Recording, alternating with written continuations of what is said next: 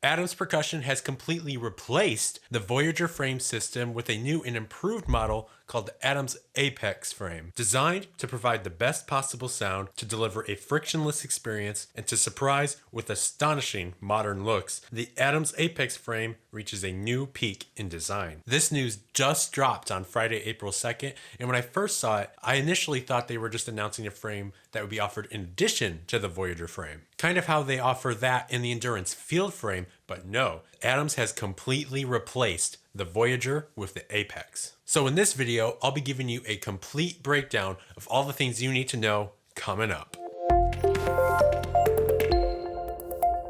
Hello and welcome to my YouTube channel. My name is Zachary Savinsky, and let's get right into it. For those of you that watched my review of the Adams concert series marimba, you'll know that I'm a huge fan of the Voyager frame. As in that same video, I acknowledged it as being one of the better frames on the market, only behind the ones from Marimba One. But it's not like it couldn't be improved, and that's why when I saw that Adams announced a new and improved frame for their keyboards, I was instantly excited. So throughout this video, I'll be comparing the Apex to the Voyager, so that way we can understand the differences and what makes this new Apex frame a potentially very exciting addition.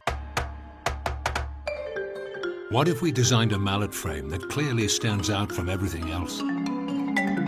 To start off, the Apex frame will be available on the Adams Alpha, Concert, and Soloist models from here on out. So for example, my Adams Concert Series marimba will only come with the Apex frame instead of the Voyager. Oh, and just to clarify, it'll only be available on the marimbas, xylophones, and vibraphones. It doesn't appear that the glockenspiels will be getting this new frame quite yet. Moving right along, some of the new features they're touting for this frame are a redesigned height adjustment system, stability enhancing connections, integrated shore braces with screw fitting, and an improved crossbar connection. To me, all of these signify that they're trying to simplify the design of their frames without sacrificing any structural integrity. Because for example, if you look at the Voyager and then the Apex, you'll notice that there are a lot less knobs on the Apex, which is something I really like, so long as it doesn't affect its sturdiness. It just makes the overall look of the frame cleaner and less busy, and it clearly adds to the new sleek and modern design they're going for. I also really like how the crossbar has a lever as the locking mechanism instead of a knob, and it also has an eccentric radial locking mechanism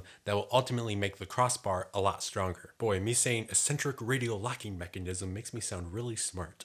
Another thing that sticks out to me is how much lower the bar sits on the instrument compared to the Voyager, which to me makes a lot of sense, because if they're trying to make the design more minimalistic, then having the bar at the bottom requires less parts. Seems how on the Voyager, you have the 4 big legs for the wheels instead of just 2 bottom bars like the Apex. But because they no longer have the legs, this results in the new shore braces, which use screw fitting, kind of similar to the braces on the Randall May marching stands. Although I do expect this to be better than anything from Randall May. Alright, now, the last thing I'm going to cover in this video is the new height adjustment system, which is pretty interesting to say the least. I'm not sure how I feel about it going up and down at an angle, because to me that would throw the balance of the whole instrument off. Plus another thing I didn't think about until someone pointed it out on Instagram was how the height adjustment would work on vibraphone. Because if the board moves forward and backward as you adjust the height, then that would affect where the pedal would be relative where you're standing for playing position. But time will tell once people start getting the frame and reviewing it if this has any effect on pedaling. My main concern is just the balance of the instrument being thrown off, but time will tell if this is actually a concern. So overall, I think the new Adams Apex frame has the potential to be a huge improvement from the Voyager frame with its new minimalist and innovative design. And because of all the things mentioned in this video, I'll be very curious to see once people start getting their hands on it if it actually lives up to the hype. But for right now, I guess we can say it just looks really cool. So with all that being said, let me know down in the comments what your first impressions of the Apex frame are, and if having the new frame makes you more likely to buy an Adams keyboard in the future. And hey, if you enjoyed this video, make sure you subscribe and hit that like button. It really helps me out. But until next time, thank you so much for watching. I hope you have a great week, and I'll see you in the next video.